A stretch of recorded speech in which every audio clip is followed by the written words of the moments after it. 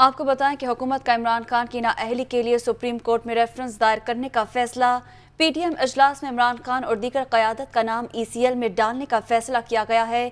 इमरान खान और दीगर क़यादत का नाम ईसीएल में डालने की मंजूरी कल विफाकी काबीना करेगी, जबकि पीटीआई समेत किसी जमात को रेड जोन में एहतजाज नहीं करने दिया जाएगा। यह अहम खबर आप तक पहुंचा रहे हैं। पीडीएम और इत्तेहादियों के इजलास में यह बड़ा फैसला हुआ है। हुकूमत इमरान खान की नाअहली के लिए सुप्रीम कोर्ट में रेफरेंस दायर करने का फैसला किया। पीडीएम इजलास में इमरान खान और दीगर क़यादत का नाम ईसीएल में डालने का फैसला हुआ है।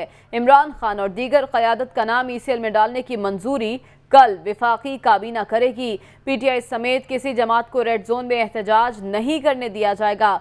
मजीद तफसीलात जान लेते हैं। हमारे साथ मौजूद है नुमाइंदा दुनिया न्यूज़ यासिर मलिक। यासिर, ये तमाम इक़दामात इलेक्शन कमीशन की जानिब से जो फैसला सुनाया गया है ममनुआ फंडिंग केस का, उसकी बुनियाद पर किए जा रहे हैं?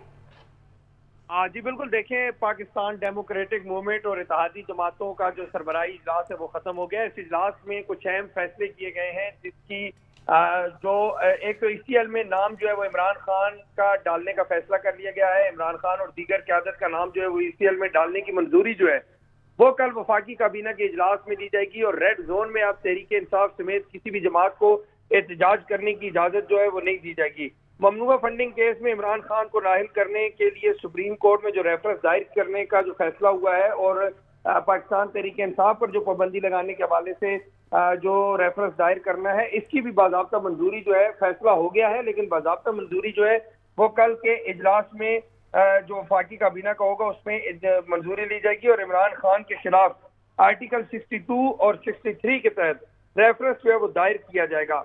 इसके साथ साथ ये है कि फॉरेन फंडिंग केस में इमरान खान और उनके मुलविस जो साथी हैं, अब उनके खिलाफ कानूनी कार्रवाई की जाएगी। आइंदा चंद दिन में पाकिस्तान तहरीक इंसाफ के मरकजी और सूबाई अहदेदारों के खिलाफ ऑपरेशन क्लीन अप जो है वो शुरू होने का इम्कान है। पूरे पाकिस्तान में मुख्तलिफ टीमें जो है वो बैक वक्त कार्रवाई करेंगी। वफाकी तहकीकाती इदारा जो है FIA और दीगर बहुत शुक्रिया यासिर, आपने अपडेट किया।